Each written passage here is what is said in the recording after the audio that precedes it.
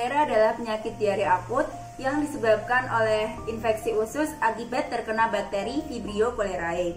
Penularan kolera ini biasanya terjadi melalui air yang terkontaminasi, juga melalui makanan.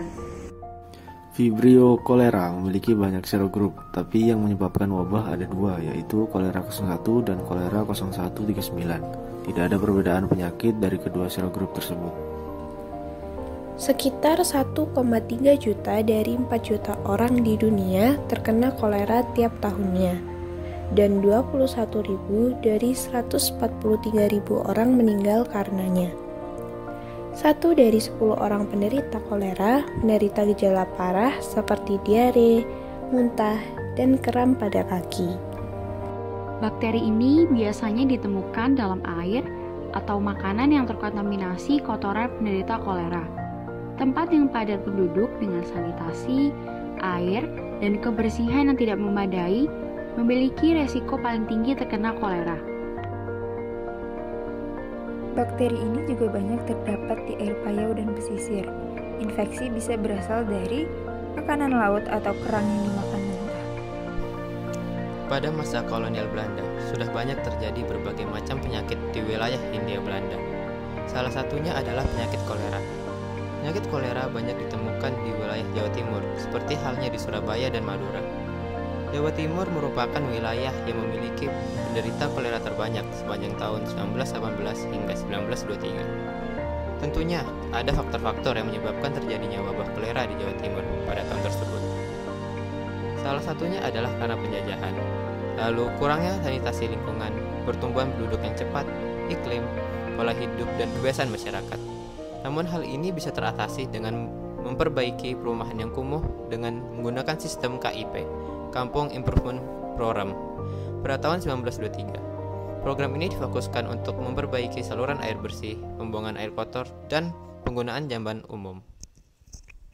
Penyebab utama dari kolera adalah bakteri Vibrio cholerae yang biasanya hidup di wilayah perairan. Faktor internal penyebab kolera adalah masuknya bakteri tersebut ke dalam tubuh, kemudian ke usus dan berkembang biak di sana. Bakteri ini akan mengeluarkan eksotoksin yang bisa menyerang mukosa usus halus sehingga menyebabkan ekskresi air dan elektrolit di dalamnya. Penyebab seseorang mengidap penyakit kolera juga disebabkan oleh faktor luar. Akan tetapi faktor luar ini hanya memperbesar seseorang mengalami kolera, bukan menjadi faktor utama seseorang mengidap penyakit itu. Faktor-faktor tersebut diantaranya yang pertama, tinggal di lingkungan dengan sanitasi yang tidak atau kurang baik. Dan yang kedua, bertempat tinggal dengan orang pengidap penyakit kolera. Bakteri kolera bisa berkembang biak dan berpindah dari sumber-sumber air maupun makanan-makanan yang ada di dalam rumah. Kolera dapat menyebabkan diare dan dehidrasi. Gejala dehidrasi yang diakibatkan oleh kolera antara lain: yang pertama, mulut kering; yang kedua, merasa sangat haus; yang ketiga, tubuh terasa letih; yang keempat, rasa mudah marah; dan yang kelima adalah jantung berdebar. Yang keenam, mata tampak cekur. Yang ketujuh, kulit berkerut dan kering.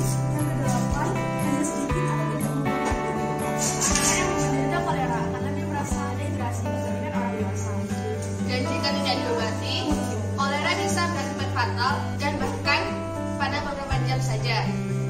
Juga pada orang yang sebelumnya sehat.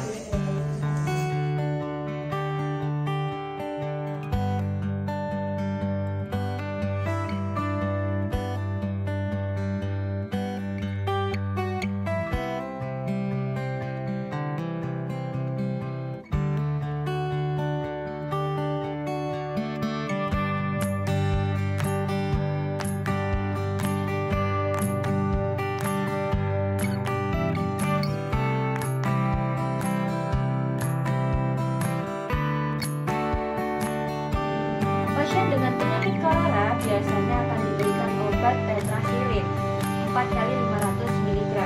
Tetrasilin sendiri memiliki efek samping. Contohnya pada ibu hamil yang mengkonsumsi tetrasilin, bayinya ketika lahir akan bergigi kuning. Tetrasilin sendiri bisa dikonsumsi dan ditambahkan dengan lodia jika diarenya lebih dari 5 kali. Salah satu pengobatan sederhana untuk kolera adalah dengan meminum larutan oralit. Cara membuatnya cukup mudah. Tahap yang pertama, kita perlu siapkan 1 gelas air hangat, kemudian masukkan 1 sendok makan gula pasir. Setelah itu, tambahkan 1 sendok makan garam,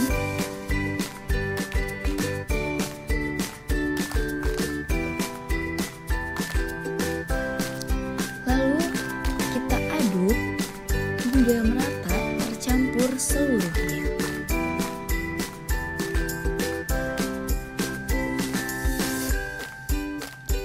Oralid ini berguna untuk mencegah dehidrasi dan mengganti cairan serta ion mineral dalam tubuh.